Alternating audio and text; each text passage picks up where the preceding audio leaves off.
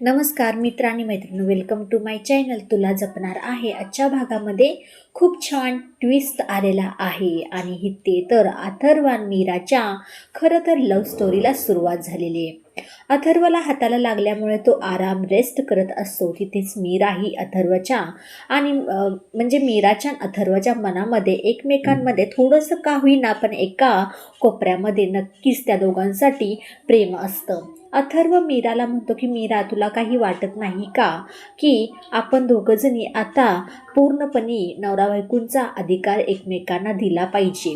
मीरा थोडी लाजतेच, चूर होऊन ती एका साईडला उभी राहते. तसंच अथर्व उठतो, तिच्यासमोर जातो, तिला एकदम जवळ खेचण्याचा प्रयत्न करत असतो. मीरा म्हणते, अथर्व हे काय करताय? असं काही भरपूर काही त्या दोघांमध्ये होत असतं. तोपर्यंत मीरा थोडीशी लाजते, बाजूला जाते.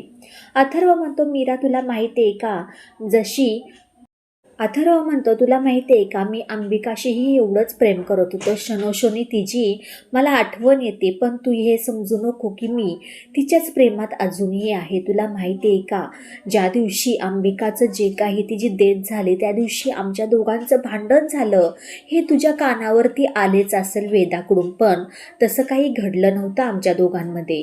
मीरा त्याच्याकडे पाहतच राहते.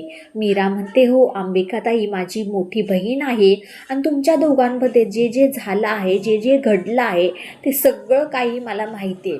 अथर्व थोडा अचंबितच होतो. म्हणतो, मीरा तुला कसं काही माहीत आहे ते मला काही कळलं नाही. पण मीरा थोडीशी चलबिचल होऊन म्हणते की वेदाने मला सांगितलं आहे, त्यात काय एवढं, थोडंफार ती लेकरू सांगणारच ना.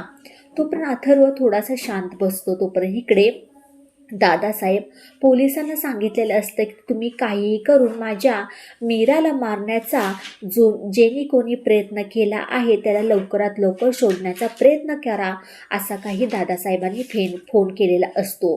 हे सगळं मंजिरी आणि मायाने ऐकलेलं असतं. मायाचं तर काही तिला कळतच नसतं की ते गुंड जर घावले तर माझं काही घर नाही आणि त्या ह्या घरातून माझी लवकरात लवकर हक्कलपट्टी होणार जर ते गुंड दादासाहेबांच्या हाती लागले. आणि एका क्षणाला दादासाहेबांना फोन येतो की पोलिसांचा, की ते गुंडे आमच्या हाती लागले आहेत. हे सगळं मंजिरी ऐकते.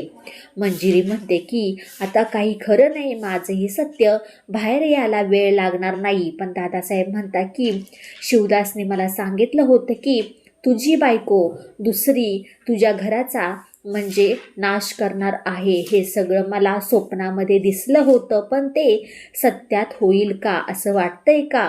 मंजिरी खरं तर अशी नाही आहे, पण का शिवदासने असं का? दादासाहेबांना कळायला मार्ग नव्हता. पण दादासाहेब म्हणतात की शिवदास जे काही बोलत असतो ते सगळं काही खरं असतं आणि ह्याचा छडा मला लावल्याशिवाय मी काय राहणार नाही.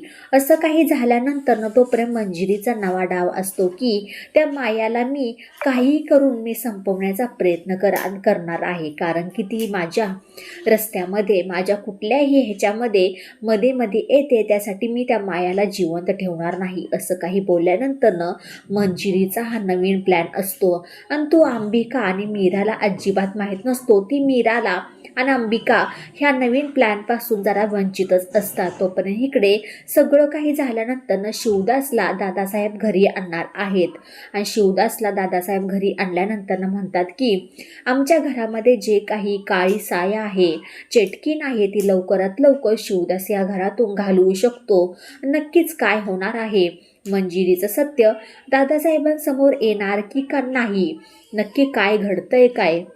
व्हिडिओ शेवटपर्यंत पाहिल्याबद्दल खूप सारे मनापासून धन्यवाद. भेटूया आपण पुढच्या व्हिडिओमध्ये. बाय बाय सगळ्यांना.